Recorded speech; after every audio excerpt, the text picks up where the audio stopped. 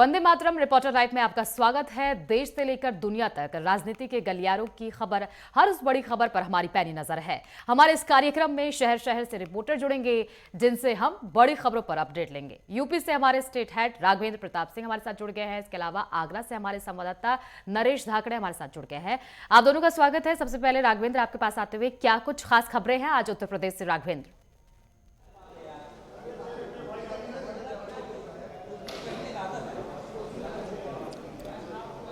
ठीक है। राघवेंद्र आपके पास लौटेंगे। नरेश, आपके पास आते हुए क्या कुछ खास खबरें हैं नरेश आज आगरा से? देखिए सोनिया, बिल्कुल अगर बात आगरा की जाए तो आगरा में लगातार पिछले 2 दिनों से कहीं ना कहीं जो शीतलहर का जो कहर है वो लगातार जारी है। तो ऐसे में कहीं ना कहीं जो लोग हैं उनको भारी ठंड का सामना करना पड़ रहा है। ऐसे में लगातार लोगों की मुश्किलें बढ़ती हुई दिखाई दे रही है। सोनिया, वहीं अगर बात की जाए तो ताज नगरी आगरा में जिस तरीके से जो देसी हो चाहे वो विदेशी पर्यटक जो ताजमहल को देखने के लिए पहुंच रहे हैं, तो ऐसे में कहीं ना कहीं धुंध के चलते जो ताजमहल की चमक है वो लगातार फीकी पड़ती हुई दिखाई दे रही है। सोनिया, तो कहीं ना कहीं अगर कहा जाए तो पिछले 2 दिनों से लगातार आगरा में ठंड का कहर जारी है। ऐसे में लगातार कहीं ना कहीं जो वाहन चालक हैं उन्हें भी भारी मुश्किलों का सामना करना पड़ रहा है। वहीं सोनिया, आपको बता चलें कि लगातार जिस तरीके से पहाड़ी इलाकों पर जो बर्फबारी हुई है उसके बाद हम देख पा रहे हैं कि आगरा में पिछले 2 दिनों से कहीं ना कहीं जो ठंड बढ़ी है उसके बाद कहीं ना कहीं जिला प्रशासन भी लगातार अलर्ट हो चुका है। फुटपाथ पर सोने वाले लोगों को रैन बसेरों में पहुंचाया जा रहा है और लगातार लोगों से अपील की जा रही है कि ठंड के समय पर आप लोग घरों में रहें, बाहर ना निकले। वहीं आपको बता चले कि स्वास्थ्य विभाग की तरफ से भी लगातार एडवाइजरी जारी की जा रही है कि ऐसे में कहीं ना कहीं जो छोटे बच्चे हैं और खास करके जो 60+ के जो बुजुर्ग लोग हैं जिनको कहीं ना कहीं सांस की समस्या है या अन्य कोई बीमारी है, ऐसे में वो लोग भी घरों से बाहर ना निकले क्योंकि बाहर ठंड है और जो फॉग है उसके चलते उन लोगों को कहीं ना कहीं सांस लेने में परेशानी हो सकती है। तो ऐसे में कहीं ना कहीं सोनिया, हम देख पा रहे हैं कि स्वास्थ्य विभाग लगातार अलर्ट मोड पर दिखाई दे रहा है, ठंड के चलते लोगों को जागरूक करता हुआ दिखाई दे रहा है। वहीं सोनिया, दूसरी बड़ी खबर की बात की जाए तो लगातार जिस तरीके से जो ठंड बढ़ रही है उसको देखते हुए आगरा का जो शिक्षा विभाग है उसकी तरफ से कक्षा 1 से लेकर के कक्षा 8वीं तक के विद्यालयों को बंद करने के आदेश दिए गए हैं, क्योंकि लगातार जिस तरीके से जो शीतलहर है उसके चलते छोटे बच्चे परेशान हो रहे थे। तो इसको देखते हुए आगरा के डीएम और शिक्षा विभाग के द्वारा एक बैठक बुलाई गई और उस बैठक में यह फैसला लिया गया कि स्कूलों को 1 दिन के लिए बंद रखा जाएगा। लेकिन सोनिया, जिस तरीके से मौसम विभाग ने यह चेतावनी दी है कि पिछले 7 दिनों तक उत्तर प्रदेश के कई जिले हैं जहां ठंड बढ़ने के आसार लगातार जताए जा रहे हैं, तो हो सकता है कि स्कूलों की जो छुट्टियां हैं सोनिया वो भी आगे बढ़ाई जाए। वहीं तीसरी बड़ी खबर की बात की जाए तो आगरा के थाना खंदौली क्षेत्र में एक नाबालिग बच्ची, ठीक है नरेश, आपसे इसी पर ज्यादा जानकारी लूंगी। राघवेंद्र, आपके पास आते हुए राघवेंद्र, क्या कुछ अपडेट है आज ग्राउंड जीरो से? बिल्कुल सोनिया, थोड़ी देर बाद अभी विधानसभा का यहाँ पे शीतकालीन सत्र शुरू होने वाला है। मुख्यमंत्री योगी आदित्यनाथ अगली 1 से 2 मिनट में यहाँ विधानसभा पहुँचने वाले हैं। मीडिया से वो रूबरू होंगे, अपनी बात कहेंगे। वैसे संसदीय कार्य मंत्री सुरेश कुमार खन्ना अभी विधानसभा में आए। उन्होंने कहा सत्र छोटा है लेकिन काफ़ी प्रभावी होगा, और इतना ही नहीं, उन्होंने एक नई जानकारी भी दी कि वंदे मातरम पे विधानसभा के इस सत्र में चर्चा होगी। अनुपूरक बजट लाया जाएगा इस साल का पहला, और विभिन्न मुद्दों पे तमाम ऐसे प्रस्ताव हैं जो पेश किए जाएंगे, सदन से पास कराए जाएंगे। तो एक तरह से कहा जा सकता है कि विपक्ष भले सदन की कार्यवाही को हंगामेदार बनाने का प्रयास करे, लेकिन सरकार अपनी पूरी तैयारी के साथ मुस्तैद है और विभिन्न मुद्दों पर वंदे मातरम पे चर्चा करने के साथ ही साथ अन्य जो भी बजट के प्रावधान के साथ जो भी अन्य इनके प्रस्ताव हैं जिनको पास कराना है वो इसमें शामिल किए जाएंगे इस बार के सत्र में। तो देखना होगा कि विपक्ष कितना हमलावर होता है, किन किन मुद्दों पे घूरता है। चूँकि कोडिन कफ सिरप का मुद्दा भी उत्तर प्रदेश में इस समय बहुत गरमाया हुआ है। इसके अलावा लॉ एंड ऑर्डर को लेकर भी, महिला सुरक्षा को लेकर, रोजगार को लेकर के भी विरोधियों द्वारा जो समाजवादी पार्टी है, बसपा है, कांग्रेस है, उनके तरफ से विरोध प्रदर्शन किया जा सकता है। अब देखते हैं कि जब 11 बजे विधानसभा की कार्रवाई शुरू होती है तो विपक्ष का क्या रुख होता है। हालांकि घोसी से जो सपा के विधायक थे सुधाकर सिंह, उनकी मृत्यु हो गई थी, तो आज हो सकता है कि श्रद्धांजलि देने के बाद से सदन की कार्रवाई स्थगित कर दी जाए। लेकिन कितना हंगामेदार होगा, सदन से निकलने के बाद विपक्ष के नेताओं का क्या रुख होता है, ये देखना दिलचस्प होगा। जी सोनिया। बिल्कुल राघवेंद्र, और एसआईआर का मुद्दा आज छाया रहेगा क्योंकि लगातार जिस तरीके से विपक्ष ये बात कर रहा है, सपा के नेता कह रहे हैं कि जहां जहां हम जीते हैं वहां वोट काटे जा रहे हैं, इस तरह के बयान वो दे रहे हैं, इस तरह के आरोप वो बीजेपी पर लगा रहे हैं। इसके अलावा कफ सिरप पर भी आज बहस हो सकती है।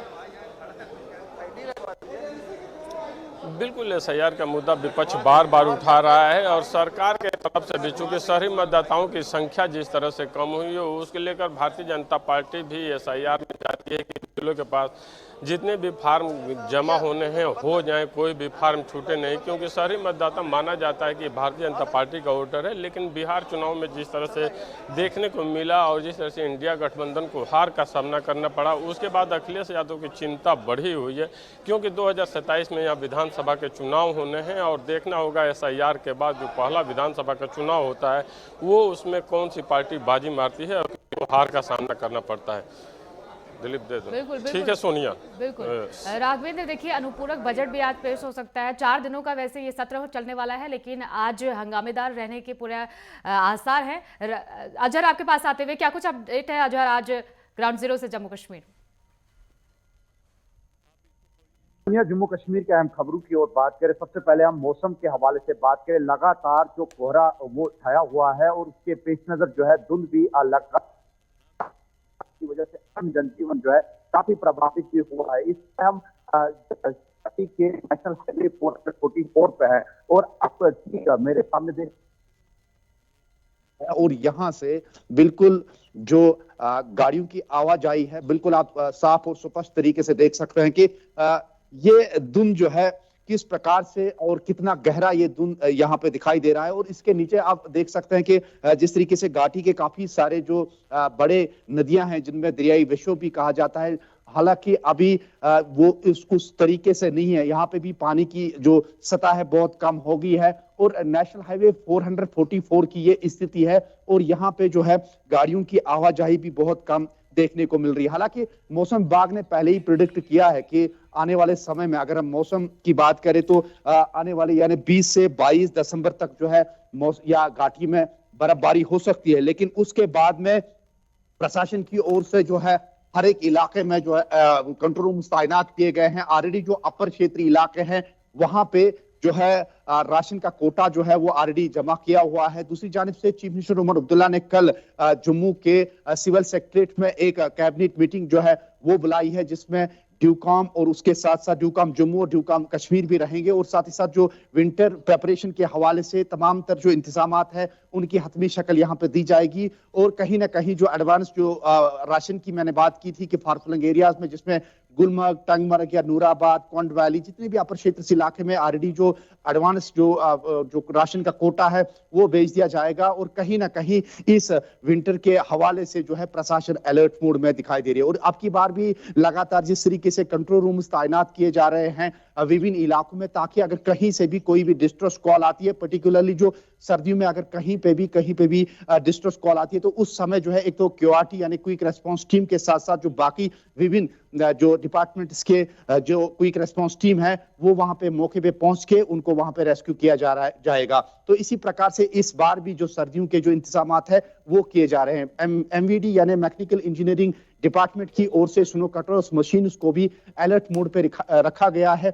24 घंटे वो जो है अलर्ट मोड पे रहेंगे और मैन और मशीनरी के साथ वो लगातार यहाँ पे अलर्ट मोड में दिखाई दे रही है। दूसरी खबर की अगर हम बात करें, लगातार जो दिल्ली बम ब्लास्ट के हवाले से अगर हम बात करें, अभी तक इसमें 9 गिरफ्तारी अमल में लाई गई है। कल भी एक एनआईए की जानिब से एक बड़ी कार्रवाई की गई है और शोपियान में एक और व्यक्ति को यहाँ पे गिरफ्तार किया गया और ये भी जो है एक जो आतंकी का जो करीबी साथी माना जाता है और इस रेड ब्लास्ट में इसका कलीदी रोल माना जाता है। तो कहीं ना कहीं इस पे भी लगातार एनआईए की जानिब से लगातार जो इन्वेस्टिगेशन है वो लगातार जारी है। तीसरी खबर की अगर हम बात करें, किश्तवाड़ के जो पावर प्रोजेक्ट की बात करें तो यहाँ पे भी जो वहां पे मुलाजमीन है या वहां पे जो ठेकेदार है या बाकी जितने भी वहां पे मुलाजमीन है, इनके हवाले से लगातार सियासत गरमाई हुई है। हालांकि वहां पे जो स्थानीय विधायक है उसने भी आलोचनाएं शुरू कर दी है और उन्होंने भी कंपनी के खिलाफ यहाँ पे बोला है कि उन्होंने जिन मुलाजमों की वहां पे जो मुलाजमत दी है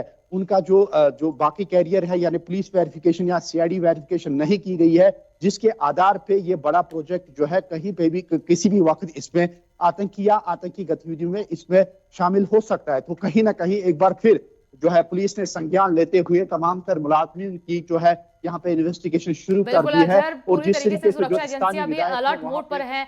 उपेंद्र सिंह राणा देहरादून से हमारे संवाददाता हमारे साथ जुड़ गया, उनसे भी ज्यादा जानकारी ले लेते हैं। उपेंद्र, क्या कुछ अपडेट है आज उत्तराखंड से? देखिए, जिस तरीके से उत्तराखंड की अगर बात की जाए तो काफी लंबे समय से जो ग्रीन सेस लेने की जो बात चल रही थी कि जो बाहरी राज्यों की जो गाड़ियां उत्तराखंड में जो प्रवेश कर रही है उनसे जो है वो ग्रीन सेस जो है वो वसूली जो है वो की जाए, लेकिन अभी तक उस पर कोई काम जो है वो नहीं किया गया, जिसको लेकर मुख्यमंत्री पुष्कर सिंह धामी ने भी नाराजगी जताई। उन्होंने कल